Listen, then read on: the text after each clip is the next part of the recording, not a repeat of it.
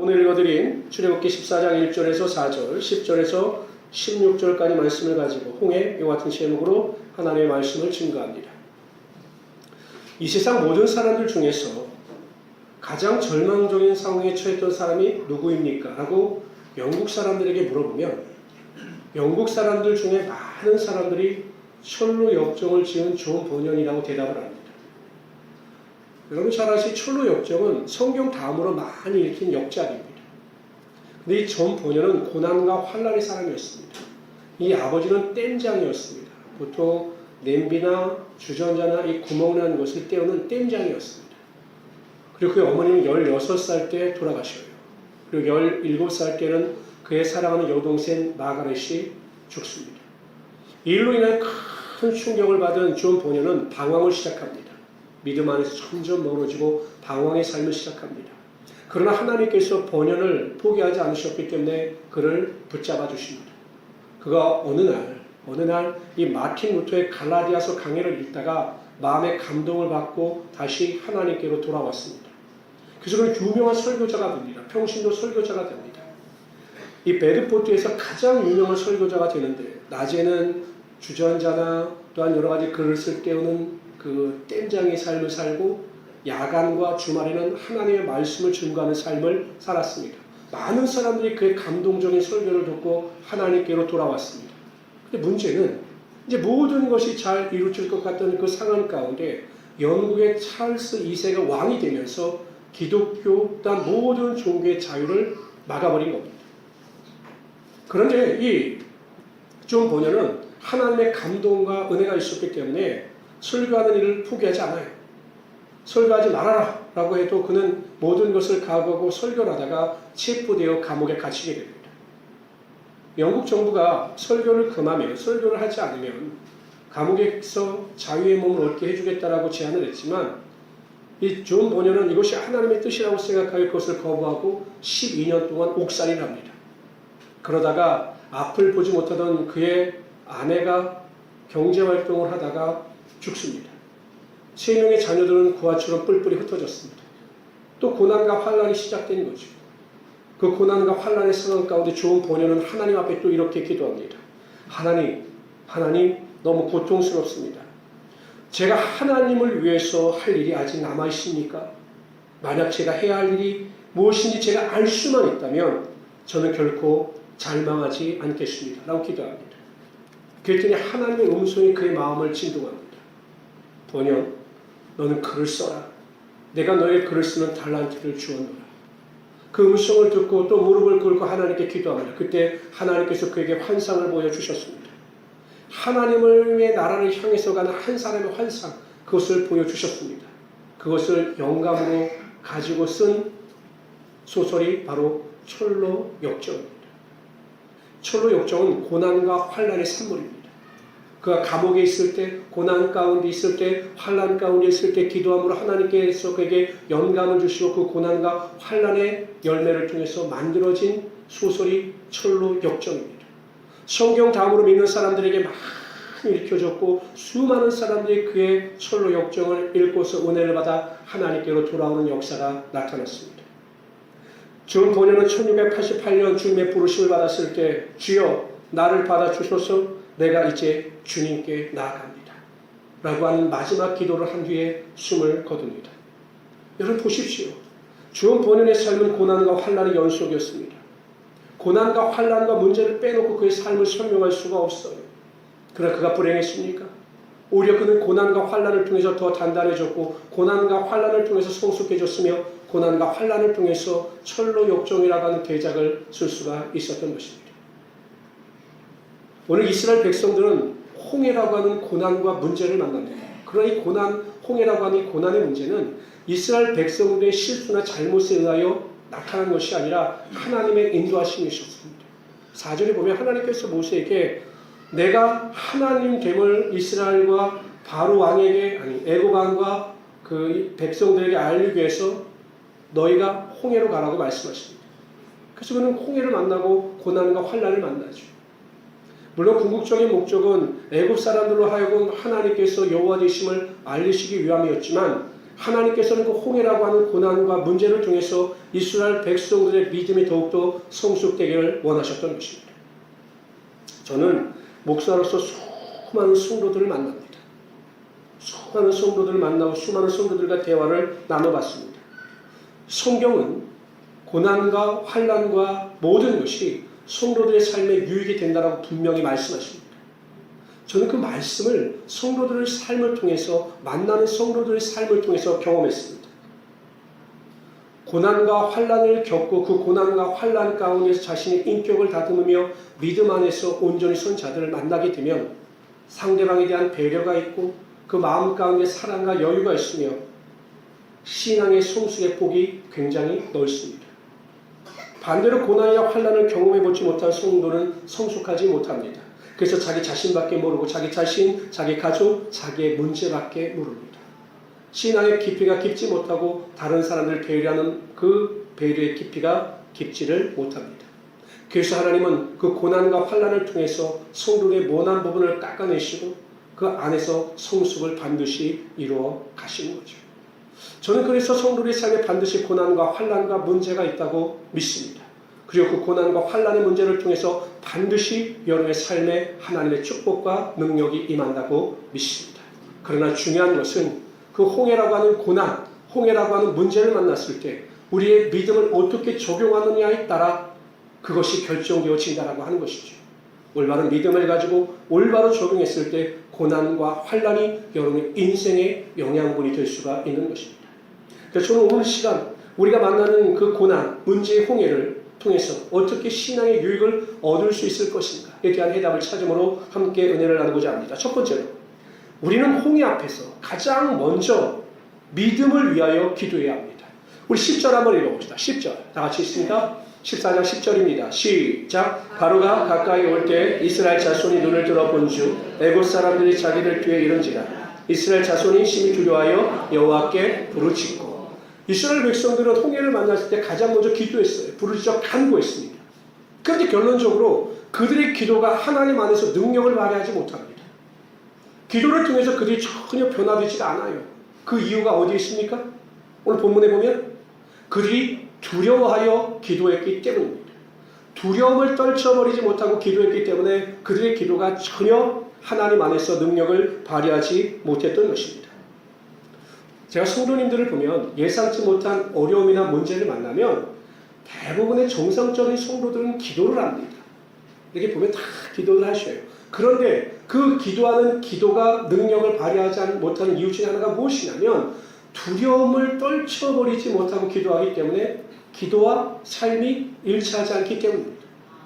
기도할 때는 보면 하나님 제가 믿음으로 기도했습니다. 제 기도가 하나님께 응답됨을 믿습니다. 라고 기도해 놓고는 막상 세상에 나가면 자신이 기도한 것과는 전혀 다르게 행동하고 전혀 다르게 말하기 때문에 그 기도의 능력이 나타나지 않는 거죠. 두려움이나 불안이 엄습하기 때문에 자신이 믿고 있는 그 믿음대로 고백하는 것이 아니라 부정적인 말과 부정적인 언어를 사용하다가 기도가 응답되지 못하는 것입니다. 귀신들인 아이의 아버지가 예수님께 나와 아이의 병을 고쳐달라고 부탁을 합니다. 제자들은 그 병을 고치지 못했어요. 그때 그 아이의 아버지가 예수님께 뭐라고 말씀하냐면 이렇게 이야기합니다. 할 수만 있거든 우리를 불쌍히 여기사 우리를 도와주십시오. 할 수만 있거든. 그러자 예수님께서 말씀하십니다.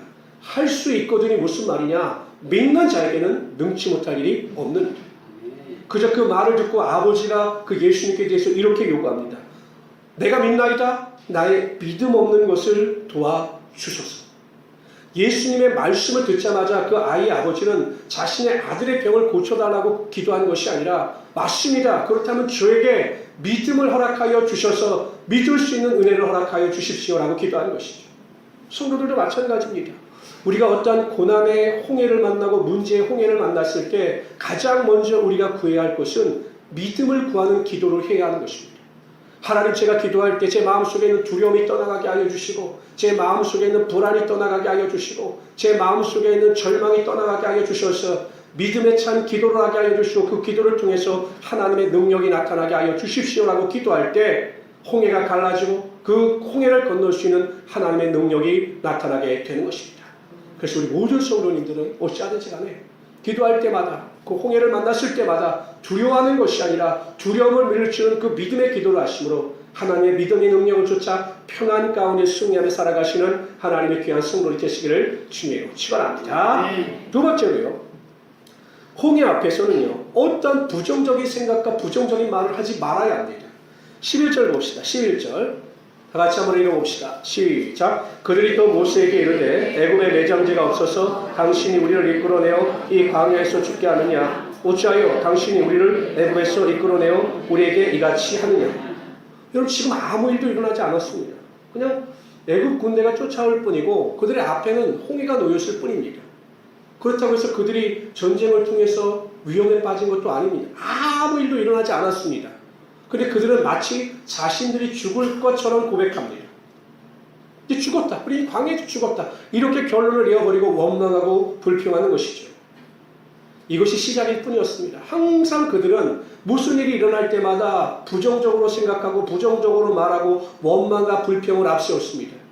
결국 그들은 부정적인 말과 생각으로 인하여 광야에서 전부 멸망을 당하고 말지요. 예레미야서 17장 9절에 보면 만물보다 거짓되고 모든 만물보다 거짓되고 심히 부패한 것이 마음이라고 하였습니다. 이 세상의 모든 것보다 부패하고 모든 것보다 악한 것이 마음이에요. 그래서 우리 마음 가운데에서 죄가 나타나는 것입니다. 그래서 우리 마음을 잘 관리하지 아니하면 항상 인간은 부정적인 생각과 부정적인 말을 하게 되어 있는 것입니다.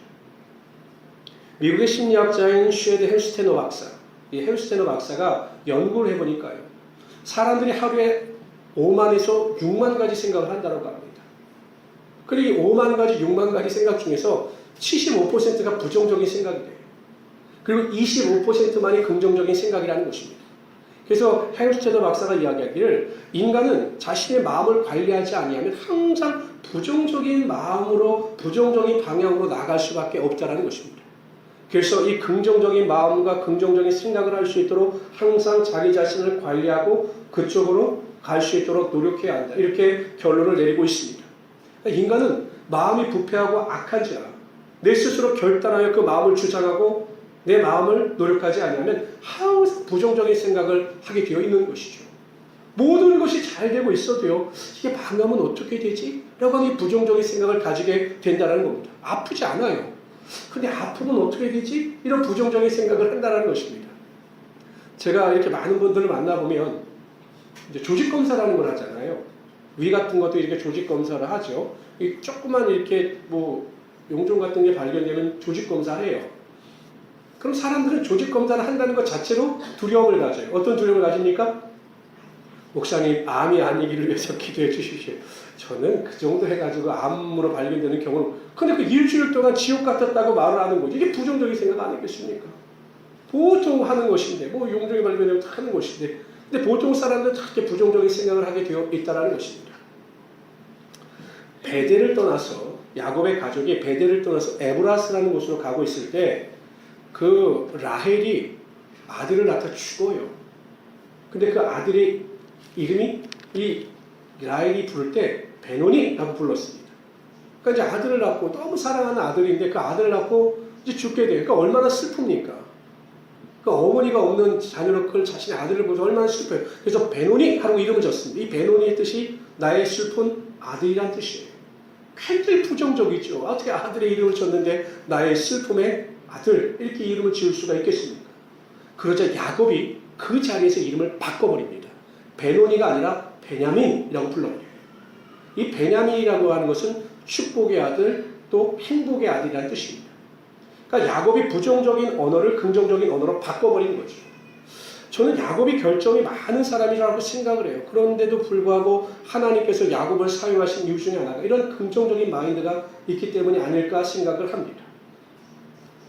여러분 자살을 거꾸로 하면 뭐가 되죠? 여러분 정말 잘하시네요. 9시부터 너무 헷갈리는데 자살을 바꾸면 살자가 돼요. 역경을 바꾸면 격려가 돼요. 근데 이거 조금 어려운데 한번 잘 해보십시오. 내 힘들다를 바꾸면 뭐가 될까요? 내 힘들다. 다들 힘내가 돼요. 내 힘들다. 내가 힘들다를 바꾸면 다들 힘내가 됩니다. 그러니까 우리가 조금만 생각을 바꾸면 부정적인 것이 긍정적으로 바뀔 수가 있는 거죠. 부정적인 생각과 부정적인 말을 하면 할수록 여러분 짜증이 납니다. 힘들어집니다. 한번 부부간의 가정에서 한번 여러분 부정적인 말 한번 계속 해보십시오. 남편이 아내에게 밥맛 없다, 반찬이 이게 뭐냐, 도대체 집에서 하는 게 이게 뭐냐, 당신이 맨날 왜 이 모양이, 맨날 이렇게 한번 해보십시오. 가정이 어떻게 될까요? 바로 지옥이 됩니다. 서로 부정적인 말을 하면 짜증이 나고 너무 힘들어지는 거죠. 반대로 긍정적인 생각과 긍정적인 말을 하게 되면 마음에 소망이 생기고 기대가 생겨나게 되어 있습니다. 하나님께서 긍정적인 생각과 긍정적인 말을 하는 사람에게는 내일에 대한 꿈과 소망을 주십니다. 그리고 긍정적인 말과 긍정적인 생각대로 이루어지는 하나님의 역사가 나타나게 하여 주십니다. 그래서 우리 생각을 바꾸고 말을 바꿔야 합니다. 성도들 중에 부정적인 말과 부정적인 생각을 하는 사람들이 의외로 많습니다. 이런 말 자주 합니다. 미쳐버리겠네, 돌아버리겠네, 이런 말을 습관적으로 합니다. 짜증이 나서 못 살겠네, 죽어버리겠네, 죽겠네, 이런 말을 많이 합니다. 배고파도 죽겠다, 배불러도 죽겠다, 더워도 죽겠다, 매일 부정적인 말을 합니다. 그 부정적인 말을 하지 말아야 되는 거죠. 당신이 할 수 있겠어? 당신은 절대 안 돼. 하는 일이 맨날 그 모양이지 이런 부정적인 말을 하면 가정이 제대로 세워질 수가 없는 거죠. 여러분 직장에서나 공동체에서나 여러분 부정적인 생각을 하고 부정적인 말을 하는 사람을 가까이 하지 않아요. 사람은 이게 근본적으로 부정적인 말과 생각을 하는 사람을 별로 좋아하지 않습니다. 이게 인간의 습성입니다. 긍정적인 말을 해야 되는 것입니다. 남편을 향해서 다 잘 될 겁니다.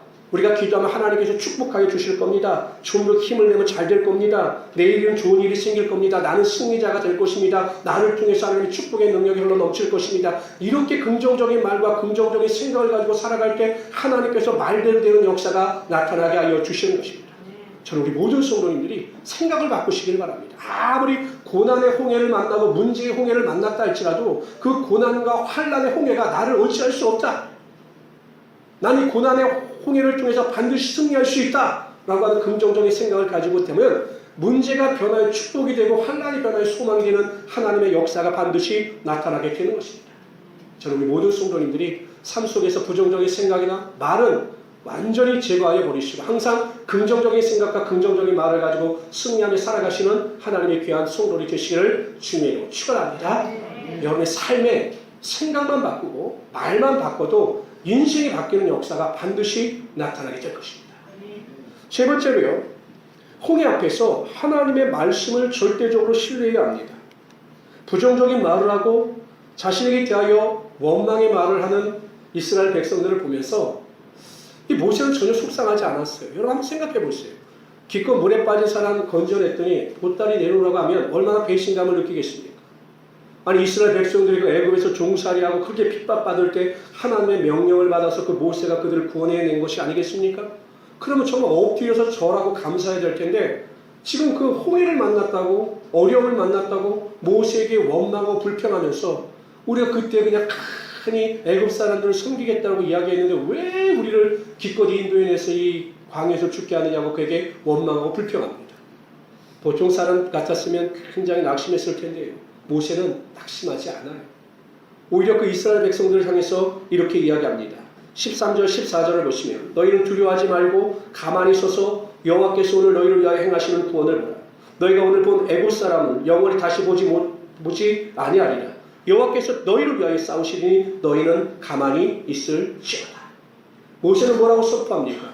너희들이 보고 있는 애굽 사람들은 다시는 보지 못할 것이다. 왜? 하나님께서 그들을 전부 홍해 바다 가운데 수장시키실 것이기 때문에 너희는 걱정하거나 염려하거나 낙심하지 말고 가만히 지켜보아라 라고 선포하고 있는 것입니다. 그런데 여러분 모세가 이렇게 강력하게 선포할 수 있었던 이유가 무엇이냐? 하나님의 말씀을 가지고 있었기 때문에 그렇습니다. 4절에 보면 하나님께서 뭐라고 말씀하십니까? 내가 너와 이스라엘 백성들을 홍해로 인도할 것인데 그 이유는 무엇이냐? 그것을 통해서 바로와 애굽 사람들에게 내가 하나님 되심을 증명하기 위해서 너희를 홍해 앞으로 인도할 것이다 라고 말씀하셨습니다. 그 말씀의 의미는 무엇입니까? 내가 너희를 지키고 부하며 그들을 멸망시킬 것이다 라고 말씀하셨기 때문에 그 말씀을 믿고 전혀 흔들리지 않았던 것입니다. 여러분, 우리가 왜 흔들립니까? 하나님의 약속을 믿지 못하기 때문입니다. 우리가 하나님께서 우리에게 약속하신 하나님의 말씀을 믿고 그 약속 가운데 구하게 되면 우리의 삶에 어떤 홍해의 환란이 다가온다 할지라도 낙심하거나 절망하지 않습니다. 사드락과 메삭과 아벳느고라고 하는 이 청년 셋이 그 느부갓네살 왕이 세운 금신상 앞에 절을 안 합니다. 왜냐하면 우상에게 절을 할 수가 없었기 때문에. 그 느부갓네살 왕이 이 사실을 알고 화가 나서 이 세 청년을 불러다가 회의책을 씁니다. 내가 보기에는 너희들이 실수한 것 같은데 다시 한번 기회를 주겠다. 악기 소리가 날 때 내가 세운 왕 이 신상 앞에 절을 하면 좋거니와 그렇지 않으면 너희 모두가 풀무불에 던져질 것이다 라고 이야기를 합니다. 그때 여러분 사드락과 메삭과 아벳느고가 이렇게 이야기하죠. 왕이요, 그럴 것이면 우리의 섬기는 하나님이 우리를 풀무불 가운데서 건져내실 뿐만 아니라 왕의 손에서도 건져낼 것입니다 라고 선포합니다. 여러분 보십시오. 사드락과 메삭과 아벳느고는 자신들을 철저하게 구원하시겠다라고 약속하신 하나님의 말씀을 믿었기 때문에 우리가 풀무불에 들어간다 할지라도 하나님께서 우리를 구원해내시고 왕의 손에서도 건져낼 것이다라고 선포하고 있는 것이죠. 그들이 하나님의 약속의 말씀을 믿었기 때문에 전혀 흔들리지 않고 그 믿음대로 행했을 때 하나님께서 그들을 그 믿음대로 풀무불에서 건져내어 주셨던 것입니다. 성경은 여러분 명령의 책입니다. 하라, 하지 마라 분명히 말씀하셔요. 이 명령은 우리의 거룩함을 위해서입니다. 하나님께서 하라, 하지 말라고 하신 이유는 그 말씀의 순종함으로 우리가 거룩한 길을 걸어가게 하기 위하여 그렇게 말씀하신 거죠. 한편으로 성경은 약속의 책이에요. 우리가 하나님께서 약속하신 그 약속을 믿기만 하면 그 약속을 통해서 우리의 삶에 하나님의 역사가 나타나게 되는 것입니다. 어떤 학자들은 성경에 7천여 가지의 약속이 있다고 하고 어떤 학자들은 2, 3만 가지의 약속이 있다고 합니다.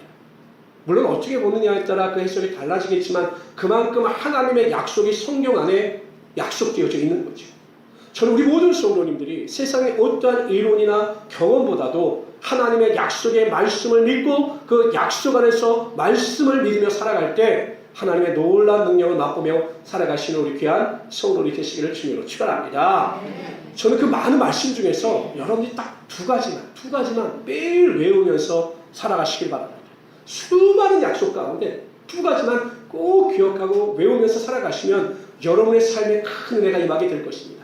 먼저 마태복음 7장 11절입니다. 다 같이 한번 읽어봅시다. 시작. 너희가 악한 자라도 좋은 것으로 자식에게 줄 알거든 하물며 하늘에 계신 너희 아버지께서 좋은 자에게 좋은 것으로 주시지 않겠느냐. 로마서 8장 28절입니다. 시작. 우리가 알거니와 하나님을 사랑하는 자 그 뜻대로 부르심을 입은 자들에게는 모든 것이 합력하여 선을 이루느니라. 하나님은 여러분들이 기도하고 구할 때마다 가장 좋은 것으로 채워주십니다. 믿으십니까?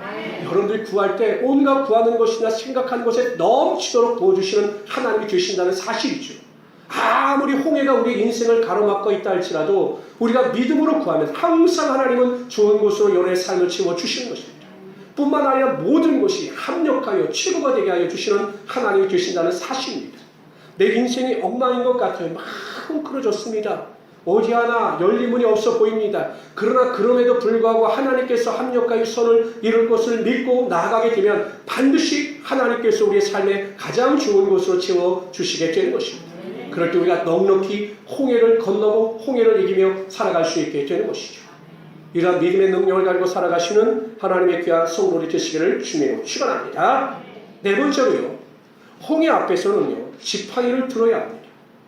하나님께서 모세를 향해서 이렇게 말씀하셔요. 왜 내게 불을 짓느냐라고 말씀하십니다. 아마 모세가 하나님께 대하여 간절히 기도했던 것으로 보여요. 그때 하나님께서 이제 그만 불을 짓고 모든 백성들을 앞으로 나가게 하고 너는 지팡이를 들어 홍해를 향하여 내밀라라고 말씀하셨습니다. 여러분 생각해 보세요. 굳이 하나님께서 왜 모세에게 지팡이를 들게 하시고 그 지팡이를 들어 바다를 향하게 내밀라라고 말씀하셨을까요? 그냥 하나님께서 그냥 홍해를 쫙 가르칠 수도 있었을 텐데 왜 굳이 모세에게 지팡이를 들어라, 지팡이를 내밀라라고 말씀하셨을까요? 첫째 이유는 하나님은 항상 모세와 함께 일하시기를 원하셨기 때문이죠. 그리고 모세를 높여주시기 위하여 그렇게 하신 것입니다. 모세로 하여금 잠잠히 기도할 뿐만 아니라 그 믿음의 행위의 결단을 할 때 하나님의 역사가 나타남을 알려주시기 위하여 그렇게 하신 겁니다. 이것이 성도들에게 주는 교훈이 큰 거죠. 모세는요, 하나님께서 홍해를 가르친다라고 하는 분명한 믿음이 있었습니다. 하나님께서 홍해를 통해서 놀라운 역사를 나타낼 것이다라고 하는 믿음이 있었습니다. 그러나 하나님께서 언제 역사하셨습니까? 모세가 지팡이를 들고 홍해를 향하여 내밀 때 하나님의 기적의 역사가 나타난 것입니다. 마태복음 7장 7절 8절에 보면 이렇게 말씀하십니다. 다 같이 읽어봅시다. 시작. 구하라 그러면 너에게 주실 것이요 찾으라 그러면 찾을 것이요 문을 두드리라 그러면 너에게 열릴 것이니 구하는 이마다 얻을 것이요 찾는 이가 찾을 것이요 두드리는 이에게 열릴 것입니다. 구하라 라고만 말씀하신 게 아니에요. 먼저 하나님께 구하는 기도를 했으면 찾도록 노력하고 문을 두드려야 한다라고 말씀하고 있는 것이죠. 우리가 기도하는 그 기도만으로 만족할 그 자리에 머물 것이 아니라 때로는 우리가 믿음의 행위를 할 때 하나님의 능력이 나타나게 된다는 것입니다. 한번 예를 들어 봅시다. 직장의 문제를 위해서 여러분들이 기도한다라고 생각을 해보십시오. 단지 직장만을 위해서 그냥 좋은 직장, 하나님의 영광을 드리는 직장을 주십시오라고 기도만 해야 할까요? 아니에요. 알아봐야 합니다. 나의 경력이나 나의 모든 조건에 맞는 것을 자꾸 알아보고 다른 사람들에게도 또 부탁도 하면서 열심히 노력을 할 때 하나님께서 환경을 열어주시는 거죠. 학생들 같은 경우는 여러분 내가 어느 직장에 들어가고 싶다라고 꿈과 소망이 있다면 그 직장에 들어가기 위해서 최선을 다하여 그 직장이 요구하는 인재가 되어야 하는 것 아니겠습니까? 하나님 현대 자동차가 나를 써줄 것을 믿습니다라고 기도만 해보십시오. 대학 내내 공부 안 하고 맨날 기도만 했습니다. 현대 자동차가 나를 붙여줄 것을 믿습니다. 절대 안 붙여줍니다. 공부하는 학생들도 마찬가지죠. 하나님 제가 좋은 대학교에 갈 것을 믿습니다라고 기도합니다. 그러면 예수 믿는 학생은 전부 서울대학교 가야죠. 아니거든요. 기도하며 기도한 것만큼 최선을 다할 때 하나님께서 그 노력과 수고 가운데 함께하여 주시는 거죠. 자녀 양육도 마찬가지입니다. 자녀를 위해서 여러분 기도하는 것 맞아요. 맞습니다. 자녀를 위해서 눈물을 흘리며 기도해야 합니다. 그러나 여러분 눈물을 흘리며 기도하는 것을 끝나서는 안 되는 거예요. 자녀들에게 좋은 교육의 질을 제공할 수 있어야 되고 자녀들에게 진로의 문도 열어줄 수 있도록 부모가 기도하면서 지혜를 구해야 하는 것입니다. 양질의 교육을 자녀들의 제공해 줄 때 자녀들이 올바른 길을 걸어갈 수 있게 되는 것이죠. 그러나 저는 부모들에게 가장 먼저 권면하는 것은 자녀들에게 믿음의 본을 보이시기를 바랍니다. 예전에는 이런 간증이 많았습니다. 제 때만 하더라도 이런 간증이 많아요. 그러니까 제가 학생 때 한 40, 50대 되시는 분들이 이런 간증을 많이 하셨습니다. 저희 부모님들은 일자무식입니다.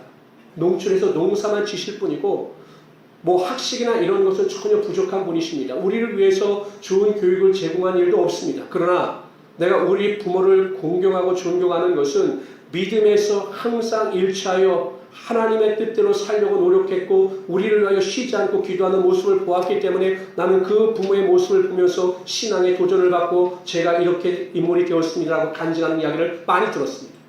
근데 요즘에 젊은 애들을 통해서 그런 간증을 못 들어요. 내가 우리 부모의 신앙을 본받고 우리 부모의 신앙을 받아서 내가 이렇게 되었습니다. 제가 이런 간증을 많이 듣지 못했습니다. 왜 그럴까? 부모들의 신앙이 삶과 일치되지 않기 때문에 자녀들이 부모의 신앙을 인정하지 않는 거죠. 부모가 올바른 신앙 안에서 하나님의 말씀대로 살고자 노력하고 자녀를 사랑하는 마음을 가지고 눈물을 흘리며 기도할 때 그 사랑의 모습을 통해 자녀들이 은혜받고 그들의 삶이 온전히 변화되게 되는 것입니다. 이것이 기도할 뿐만 아니라 자녀를 위하여 노력하는 부모의 참된 모습이 될 수 있는 것입니다. 건강을 위해서 기도한다고 한번 생각해 보십시오. 하나님, 제가 고혈압과 당뇨증이 떠나가기를 원합니다. 매일 기도하면서 하루 5끼씩 먹고 운동은 전혀 안 하고 그게 건강해질 수 있겠습니까? 안 되는 거죠. 의사가 운동하지 말랐다고 이렇게 말하면서 운동하지 않으면 건강해질 수가 없는 거예요. 기도하는 것만큼 운동하고 노력을 해야 되는 것이겠죠. 관계를 위해서 기도합니다. 전혀 본인은 노력하지 않아요. 그런데 다른 사람을 섬기며 배려하는 마음이 없습니다. 세상 사람들과 똑같이 행동합니다. 그러면서 하나님 제 삶을 통해서 관계가 개선되게 하여 주시고 하나님의 영광의 빛이 발하게 하여 주십시오라고 한다고 해서 전혀 관계가 개선되는 것이 아닙니다. 저는 직장생활을 하는 사람들이나 사업을 하는 사람들을 통해서 듣는 이야기 중에 예수 믿는 사람들의 관계성이 굉장히 안 좋다는 이야기를 많이 듣습니다. 왜 그럴까? 기도는 하는데 행함이 없기 때문에 그렇습니다. 기도하는 것만큼 행하고 노력해야 합니다. 내가 기도하는 것만큼 낮아져야 합니다. 섬겨야 합니다. 다른 사람들보다 더 낮아져서 그들에게 군림하지 아니하고 그들에게 종의 모습을 보여야 합니다. 그럴 때 여러분 관계가 개선되어지는 것이고 하나님의 영광이 나타나는 것 아니겠습니까? 나는 변하지 않으면서 너희들이 변해야 된다. 이것은 하나님이 원하시는 뜻이 아니라는 것이죠. 그러면서 계속 기도합니다. 그렇기 때문에 홍해가 변하지 않는 것입니다. 여러분, 모세가 지팡이를 들 때 홍해가 갈라졌습니다. 모세가 기도하고 지팡이를 들 때 하나님께서 홍해를 가르셨습니다. 여러분들이 간절한 마음으로 기도하고 또 믿음으로 행할 때 반드시 홍해가 갈라지는 역사가 나타나게 되는 것입니다. 저는 우리 모든 성도님들이 간절한 마음을 가지고 구할 뿐만 아니라 믿음의 행위를 통해서 하나님의 영광과 하나님의 능력을 체험하시는 하나님의 귀한 성도들이 되시기를 주님의 이름으로 축원합니다. 지금까지 연세 드신 분들은 수많은 홍해를 거쳐 오셨을 것입니다. 제가 말하지 않아도 아마 엄청난 홍해를 거쳐서 이 자리에 앉아 계실 겁니다. 우리 젊은 부부팀들이나 우리 청년님들은 아마 커다란 홍해, 위험의 홍해를 많이 건너지는 못했을 것입니다. 그러나 앞으로 인생을 살아가면서 예수 믿는 사람들로 수많은 홍해를 만날 것입니다. 그러나 여러분 기억하십시오. 내가 지금 안고 있는 문제, 내가 지금 안고 있는 여러 가지 어려움이나 고난이 결코 무익한 것이 아니다라는 것입니다. 하나님은 모든 것을 합력하여 선을 이루시고 그 고난의 홍해를 통해서 우리의 삶의 좋은 것으로 반드시 채워주십니다. 그러기 위해서 첫 번째, 항상 어려움을 당할 때마다 하나님께 믿음을 구하는 기도를 하십시오. 제일 중요한 게 여러분 믿음을 구하는 기도입니다. 문제를 해결받는 것보다 더 중요한 것이 그 문제를 대하는 태도입니다. 항상 문제를 대할 때마다 믿음을 가지고 대할 수 있도록 믿음의 기도를 하시는 우리 성도들이 되시기를 주님으로 축원합니다. 두 번째, 절대로 우리 행복한 우리 순복음교회 성도님들은 문제나 고난 앞에서 부정적인 말과 부정적인 생각을 절대로 하지 않기를 바랍니다. 내가 부정적인 생각과 부정적인 말을 하는 순간 홍해는 더 닫혀지게 되어 있습니다. 생각을 바꿔서 긍정적인 생각과 긍정적인 말을 할 때 홍해의 문이 열리기 시작하는 것입니다. 습관이 중요합니다. 내 마음을 다스리지 않으면 항상 부정적인 쪽으로 향하게 되어 있습니다. 그런 내 마음을 관리하고 다스리면 긍정적인 말과 생각을 통해서 하나님의 능력이 나타나게 되는 것입니다. 세 번째, 하나님의 말씀을 믿으십시오. 하나님의 약속의 말씀을 믿으십시오. 항상 좋은 것으로 채워주시고 합력하여 선을 이루어주시는 하나님의 사랑과 능력의 약속을 믿으시기를 바랍니다. 아무리 홍해가 거칠게 나의 인생 가운데 밀려온다 할지라도 하나님께서 우리를 지키고 보호하시며 약속 가운데 인도하시기 때문에 우리는 결코 세하거나 망하지 않습니다. 다시 일어서게 될 것이고 하나님의 능력 가운데 승리하게 될 것입니다. 그러한 믿음의 능력을 가지고 홍해를 이기며 살아가시는 우리 성도들 되시기를 바랍니다. 마지막으로 기도하셨다면 절대로 포기하지 마시고 다시 한번 믿음을 동반한 행위를 통해서 행동을 통해서 결단을 통해서 하나님의 능력과 영광을 맛보시는 하나님의 귀한 성도들이 되시기를 주님의 이름으로 축원합니다. 기도하겠습니다.